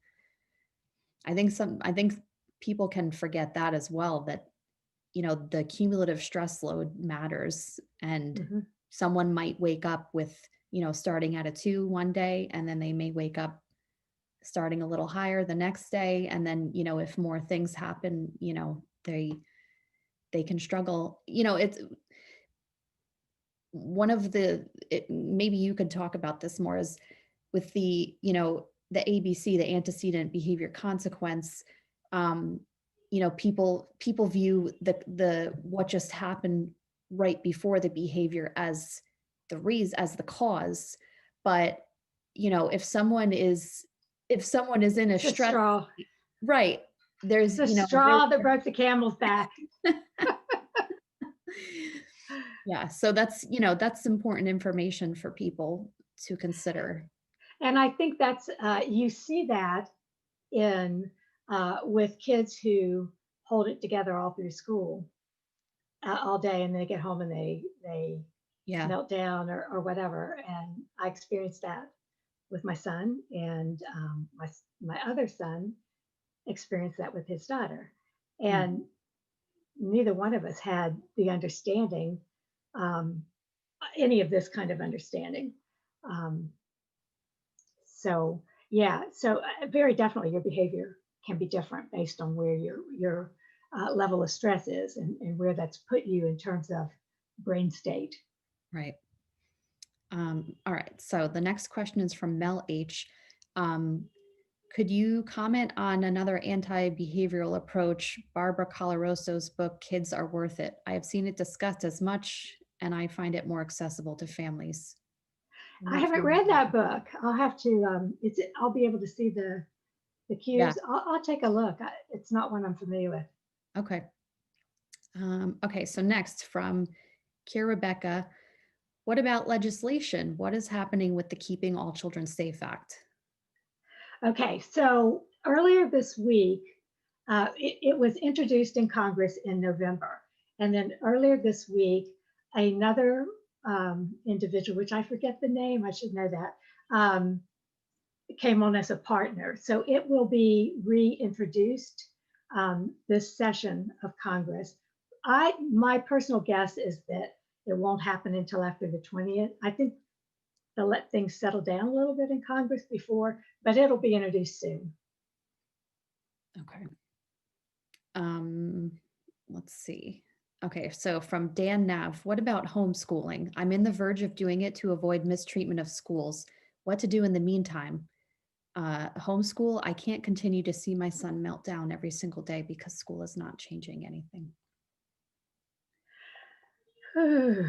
I see so many parents in the groups that I'm participating in who have done just exactly what you're talking about. They homeschool their kids, which my hat is off big time, because I think that's huge.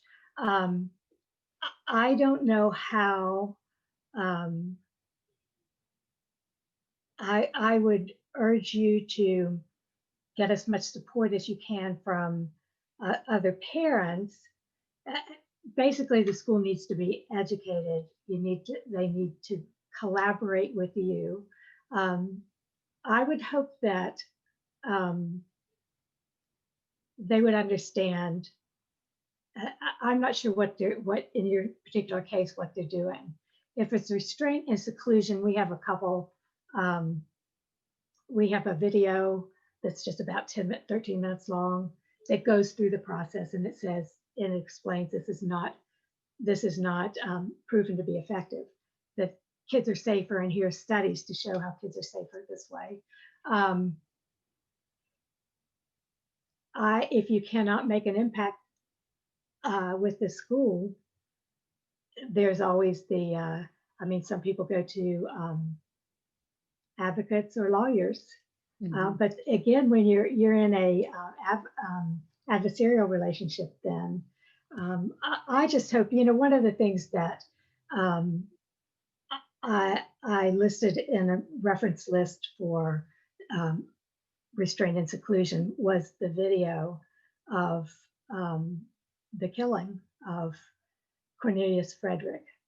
And I cannot see how anyone can watch that or read about Max Benton, who was 13. Cornelius was 16 in April this year when he was killed.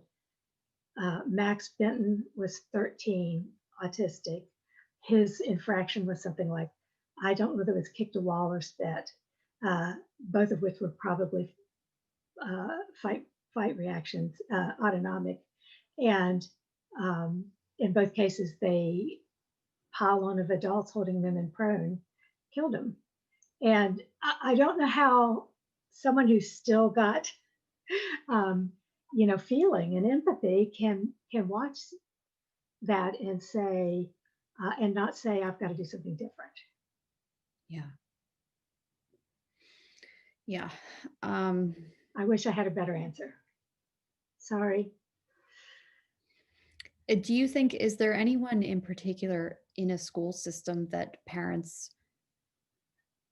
should like if you want to present this sort of information to a school, who's the best person? Does it depend on how receptive particular individuals are, or what's the best advice you have for that? Yeah, I think it's a combination of who has influence and who is influenceable. So you want somebody who's going to listen to you, but you want somebody who others will listen to. And whether you go the school route directly to whoever's in charge of teacher education, or whether you go through the parent group to say, we parents want to provide this to the schools. I think your individual school might give you the cue of what would work best. Yeah. Okay. That's good advice. Okay. So next we have from Joey Gidseg, what are ways you would use to explain to a school district why PBIS is harmful? I think that's a great question. And I think I spent a lot of years trying to do that with my talking too much, listening less mode of, people just shut you out. I think I would approach it from the perspective of, here's some better ways of working with kids. I would go with what works. The third solution is, and explain why this works better. Schools that are doing it have kids who are learning more. If you take the Grafton study, Grafton Integrated, I forget what the whole name is, but their research has shown that not only did they reduce injuries of teachers and kids, they reduced costs, and the kids did better. More goals were met. And I think that's the kind of thing that might make a difference, is to be able to say, here's some ways that work better. I think, and one of the challenges there has been people kind of expect a program or a structured, and you've talked about this before too.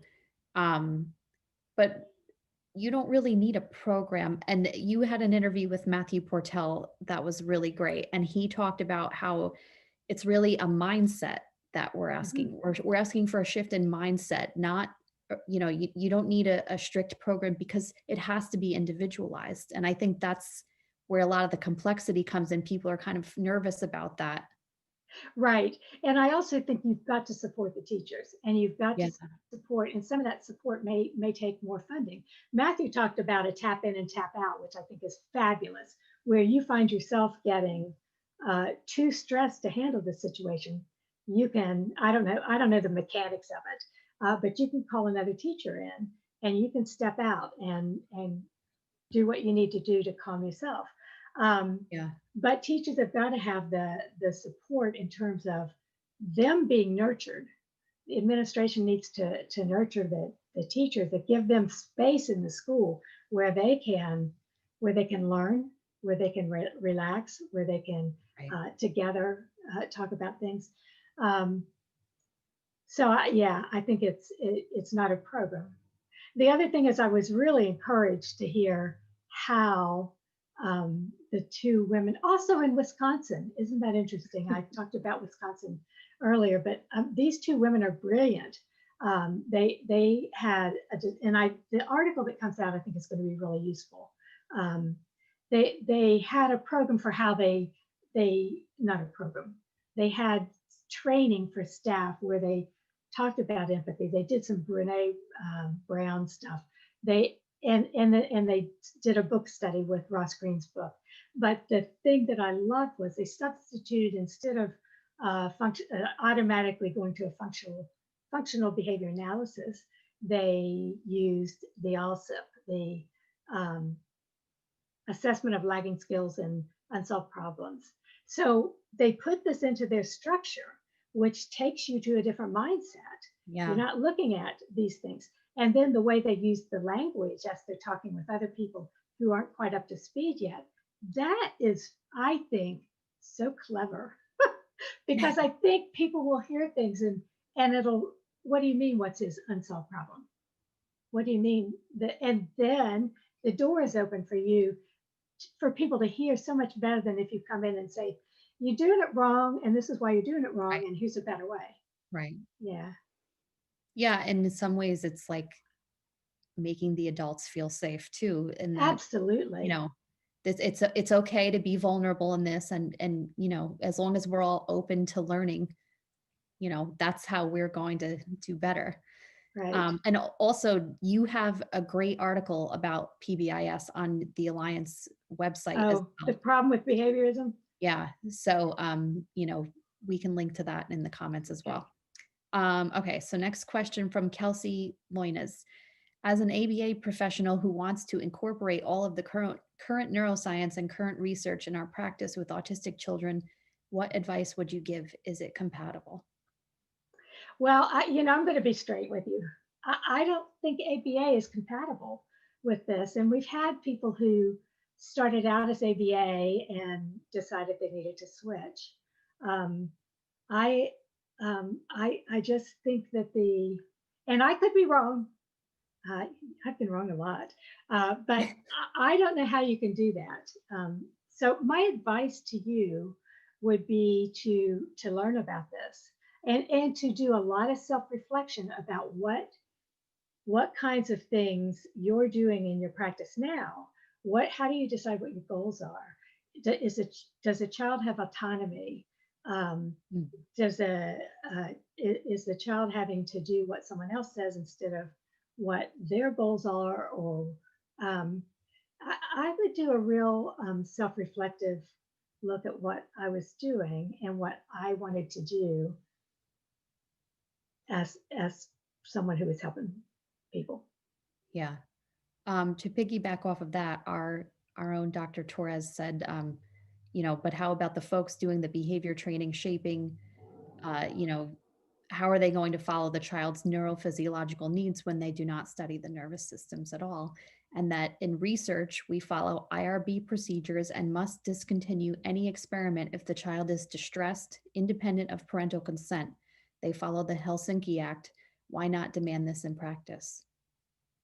I think that's fabulous. I agree. Because the kids' rights are trampled on all over the place, not just with ABA, but with referrals to police.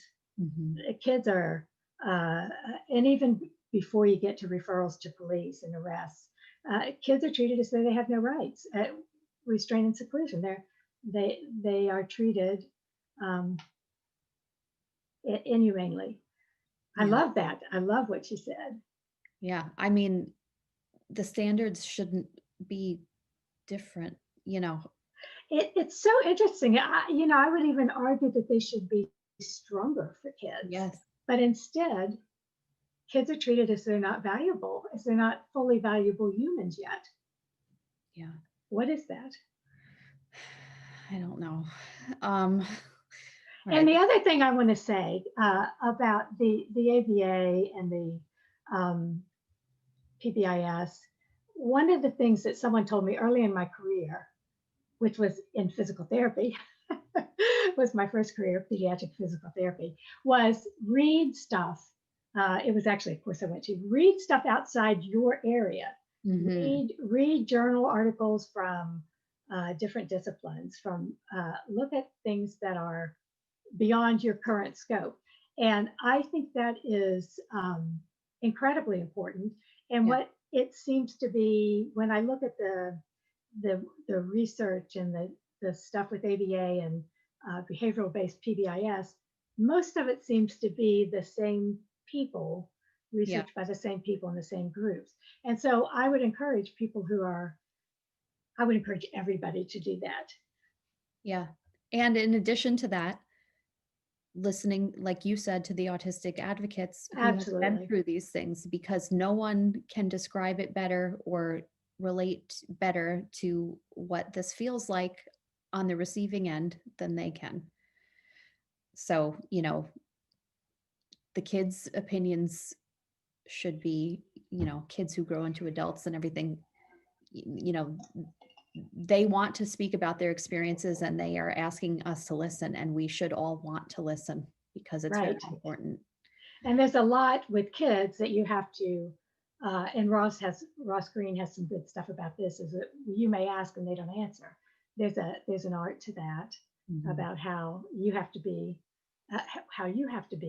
and ways that you can facilitate that. So it's more than just saying, "Well, I gave him a chance." But the other thing I want to say about procedures um, that are used as part of a behaviorism approach, or and I know that these aren't always, but the use of restraint or seclusion is harmful to the other kids who are seeing Yeah. it. Yeah. And I just learned. I always remembered and kind of joked a little bit about not joked because it's not funny, about my first grade classroom that had a moron row. Honest to goodness, this row was the moron row. And then we Wow. had the teacher would do like knuckle raps with her ruler, and there was a dunce cap. Well, I learned from my mom last spring, that the dunce cap was actually a kids who either misbehaved or didn't know the answer. I don't know which it was. Were told to put their hands above their head, and then a paper bag was put down over their head, and they'd stand in the closet. And I developed from first grade a fear of everything. I was always afraid to, I'm talking about as an adult, that I would make a mistake, that I would say the wrong answer, that I didn't know. I had so much fear baked into my nervous system. Yeah. And that I tried for years after learning about trauma to figure out what my family had done because I couldn't identify anything that would, my family wasn't traumatic. I didn't hit on those aces, though I did have a sister with mental illness. Um, that was the only thing. But it was that class, and I could go back to it and feel that fear. And I got physical symptoms at the time. I would have a stomach ache and go lay down. I was never mistreated because my status as the daughter of the minister in town Mhm. protected me. But I mean, I carried this trauma my whole life. Wow. Yeah. Yeah. And, especially like you mentioned, the other children there too,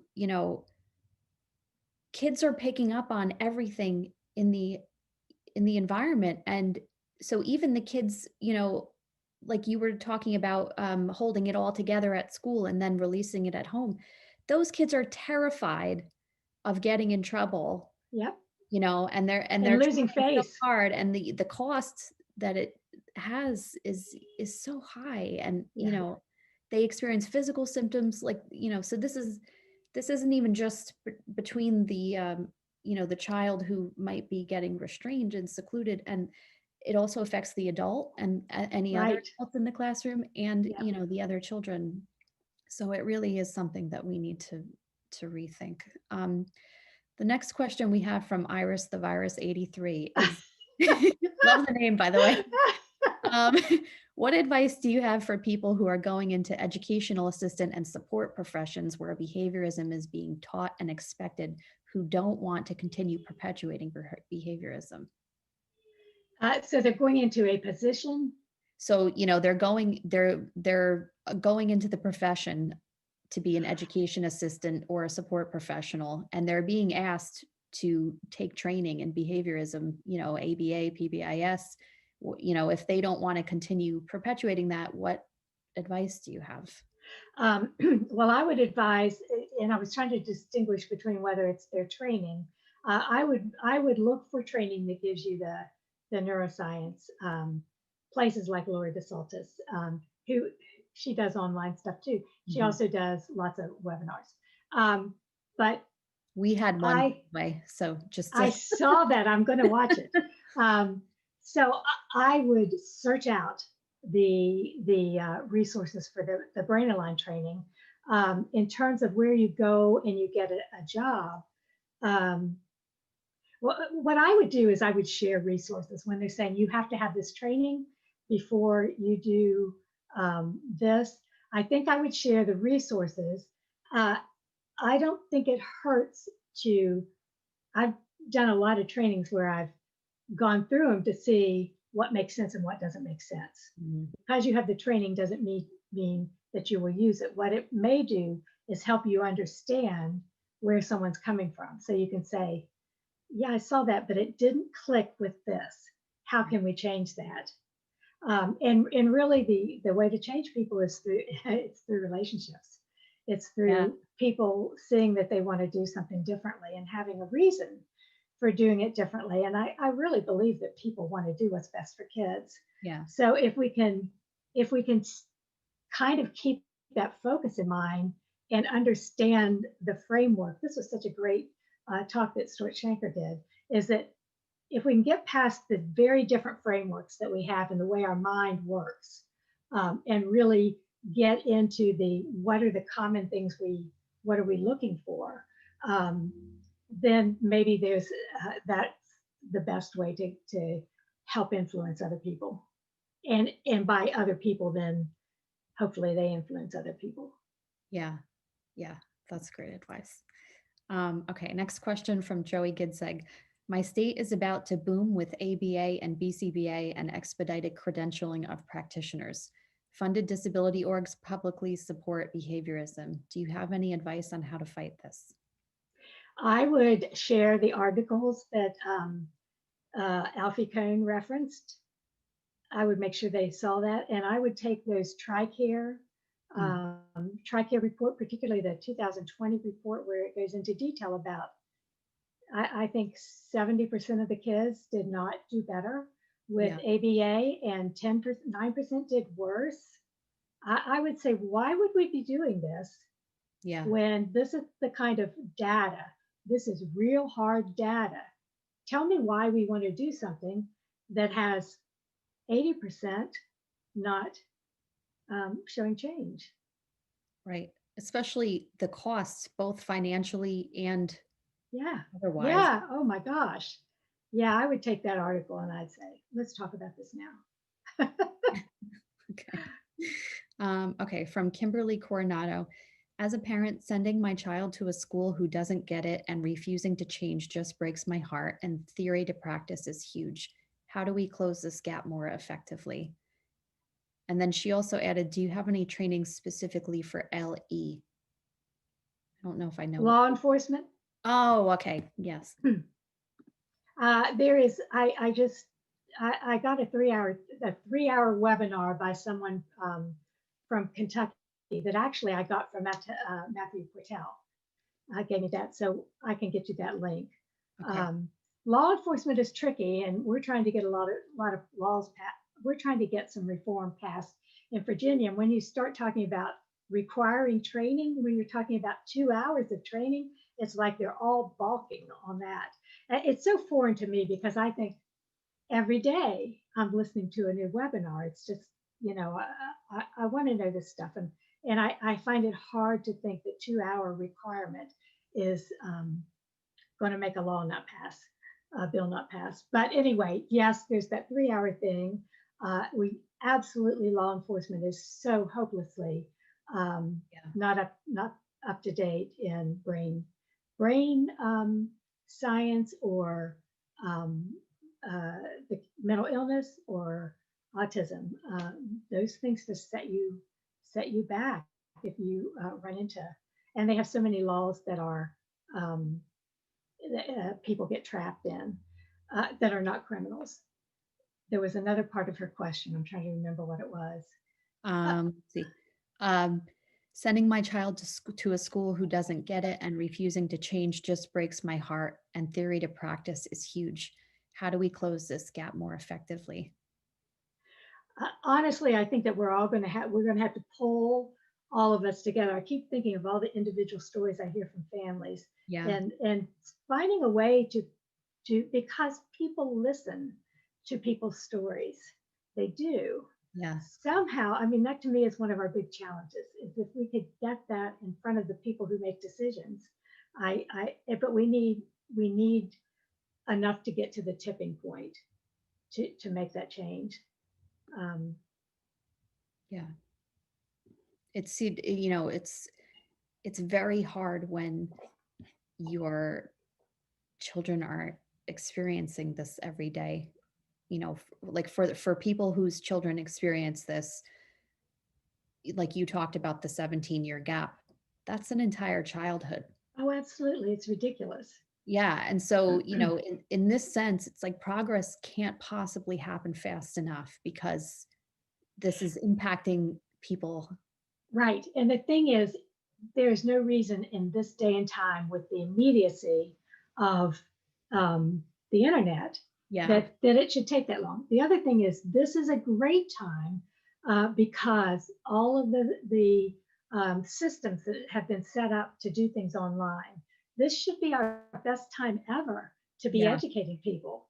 And even, when you think about, I'm thinking about the school, maybe start with the story, start with one of the articles, The Bear in the Classroom, or even some of us have given books to the Department of Education and to teachers. The Explosive Child has influenced people just reading the book. Mona's book has. Yeah. And I do think that Bruce Perry's books have that impact also. They're very readable and relatable, and the bell goes off, or the light bulb, whatever it is you have in your head that makes you say, aha.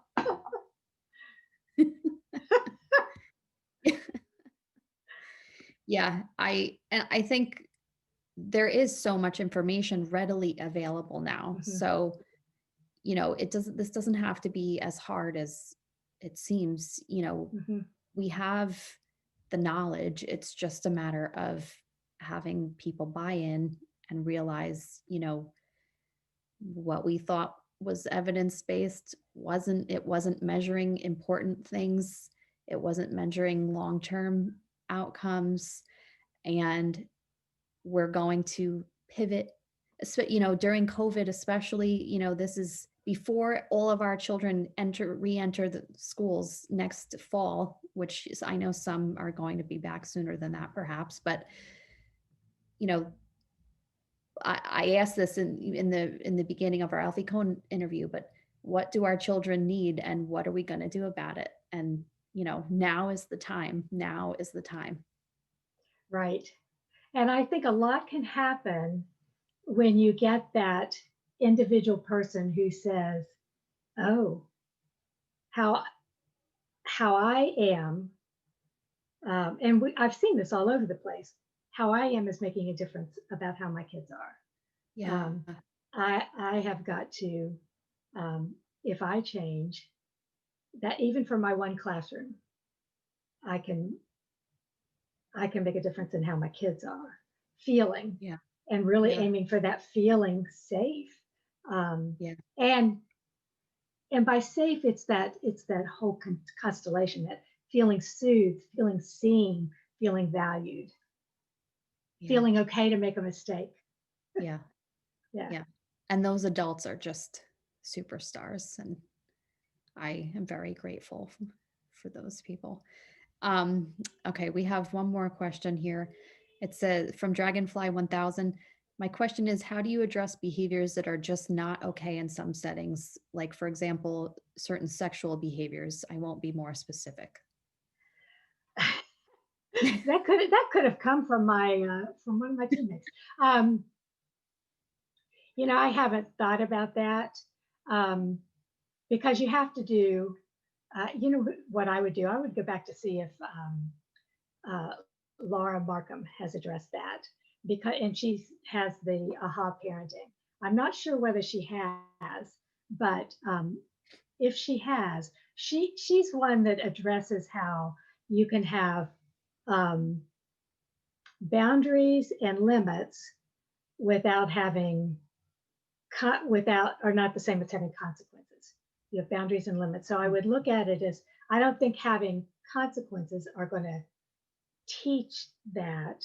Um, but I don't have the expertise to give you any better info than that. And I'm sorry. No, I Yeah. mean, it's thank you for being honest. And I don't have any advice either, but my only thought was there are a lot of autistic led groups or disability led Yes. groups. Maybe, maybe asking an adult in one of those groups, for advice or if they have experience. Because, you know, I bet a poll's going out already if one of my friends is listening. yeah. It's, like you mentioned before, the empathy, and I saw someone mention it in the comments as well. There's something known as the double empathy problem in autism with Dr. Damian Milton. There was actually just another article.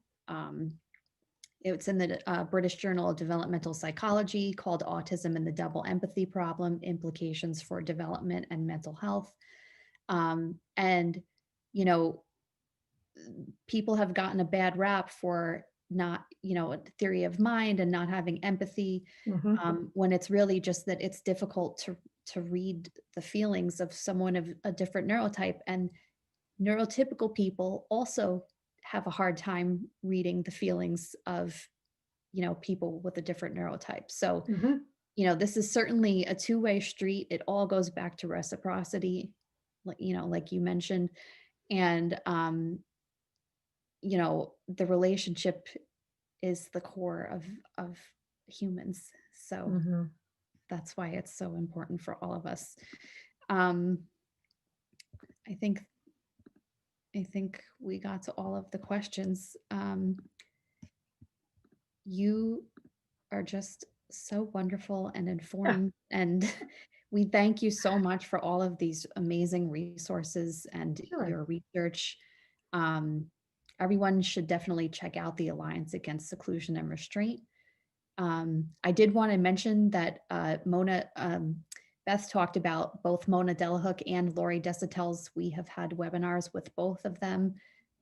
You may have had webinars with both of them as well. Yes. Right? Okay. Yes. So Yes. you have you guys will have a bunch of webinars that you can see that are free and accessible on YouTube. And next up, we have a showcase of an interview we did with Rabbi Rudy Riggin on respect and reciprocity for people with communication disabilities. We'll be showing that on January 21st on Facebook, actually. And then we have Dr. Clarissa Kripke coming back on January 27th, and she'll be presenting on matching therapy to neurology. Oh, And I know, she's a wonderful presenter. So thank you so much again for joining us, Beth. sure. I'm so And grateful. thank you. And I want to shout out to Guy Stevens, who's the leader of Alliance Against Seclusion and Restraint. He helped me. No, he didn't help me. He did it. He put the resources on the page so they'd be accessible. And he made them into a form that could happen. So Yeah, that was a labor of love and so wonderful. Thank you so much. sure. And I'm sure we'll be updating it. Yeah. Yeah. All right, so that's all for us for today. We are going to be re-showing this on Facebook at 4 o'clock today, so feel free to come back there at that time, and we'll be on the live chat. I hope everybody has a great day. Thank you. Thanks, Beth.